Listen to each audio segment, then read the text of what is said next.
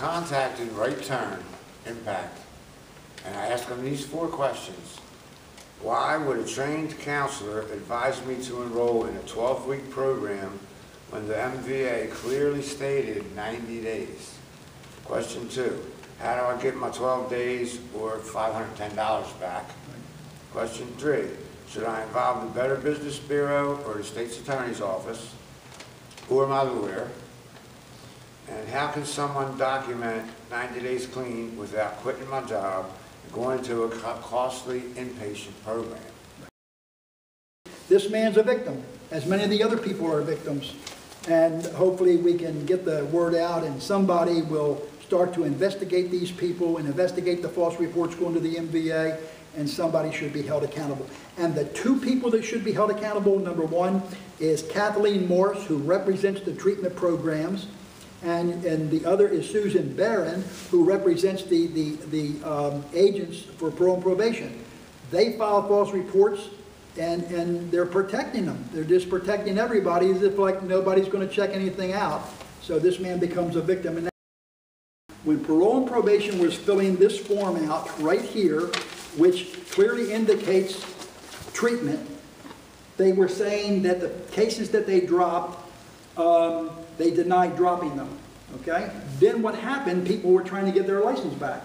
When they got their license back, they had to fill a form out. They went to probation and said, look, you marked me that I finished the program, so then the agents had to fill this form out, and it's all full of lies because they never even went to a class and they signed their name to it.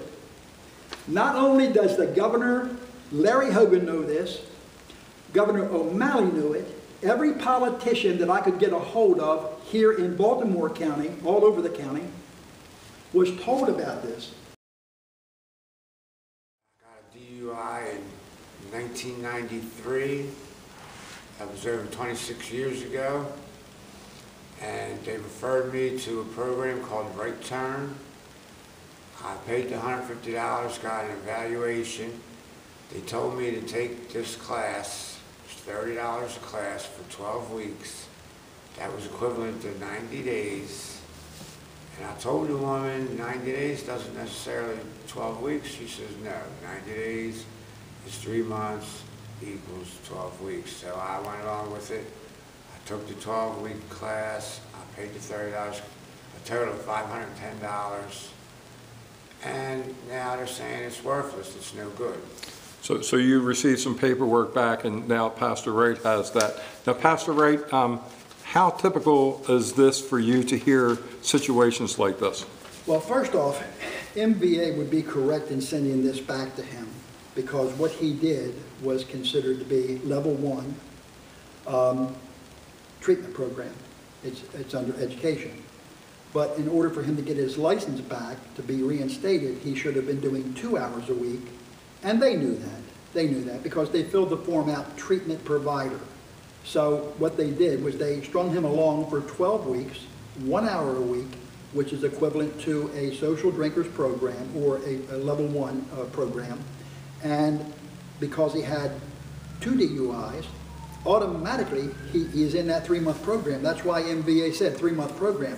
So I'm assuming it was Right Turn that he was at. Is that where you went with Right Turn? So what Right Turn did, they looked at it and they said, well, each week we're going to count that 12 weeks is 3 months. If they did that with him, how many repeat DUI offenders have they done that with that are out there driving that should have been in a treatment program and are in a treatment program? You have records of situations like that in the past? I have records, and this was one of the things that I said to the state of Maryland, and this is while even Governor Hogan, I sent him information. The parole probation were dropping cases of repeat DUI offenders, and that's because they were overloaded and overworked. So what they didn't expect would happen did happen, and that's people that needed a license had to go back and they got a reinstatement packet. And in that reinstatement packet is the same form, treatment provider here. Now, because those people had their case dropped, the agents began to fill out this treatment form letter with false information on it, signed it, said that they were in a treatment program when they never were. So what I said to the state was this, and this goes to Assistant Attorney Susan Barron. She is the counsel for parole and probation. I said to her, I will send you 1,000 names showing you that these cases were dropped and the paperwork was filed out by agents. And I said, but this is what I'm going to do. I'll send you one name and one agent. And if you promise, I'll send you the other 999 names if you will prosecute these people or do something about it. She never answered that letter again. She never wanted anything to do with it. And she knew this was going on. This is what happened with the young girl that we were trying to find treatment for. And they wouldn't give it to her. And she wound up killing a 3-year-old on the Beltway. And I've been sounding this trumpet for 7 years, and it goes in one ear and out the other. And now they've got a state-certified treatment program sending false information over to the MVA. Fortunately, MVA caught it. And I'm wondering what Governor Hogan's going to do about the transparency. Is he going to have Kathleen Morris charge this lady for the false report? Because either if she is supposed to be a certified instructor, she knows 1 hour a week for 12 weeks is 12 weeks of education, not treatment. So do you think that possibly the videos that we have done in the past and the meeting with the Department of Justice and the FBI may have made them take a step in the right direction? Well, I think, the motor vehicles? Yeah, I think what's happened is all of the publicity they've been getting and all the videos that Dundalk TV has graciously put out there for the public, and people like this young man here, if they would contact Dundalk TV and we could do interviews with them, it's not only this particular type of situation. We're talking about people who have been repeat offenders for violent crimes, drug addiction, selling drugs, everything. You're going to find out that the stories don't match up with what their paperwork says, like in this man's case here. Which Craig is not involved in any of that. He just he just had DWI and is trying to get his license back. And he is a victim. For the record. For the record. Right. So now, would you explain to Craig what your program can offer him and how you can help him get things straightened out? And then if you have any advice to anybody else, as you were just giving, about coming to your program and what you can do for them. The Alpha program has been used by the state for 40 years. Parole and probation has sent people to us. The MVA, for people who are getting reinstated, just like you are, who are having financial problems, can come here. It's 100% free. All right? So if you started the class tonight, I would use your 12 hours that they already have. That gives you, you're halfway there. You could do 6 more weeks, 2 hours a night, and then we can fill this out and you'll be on your way. It'll cost you nothing.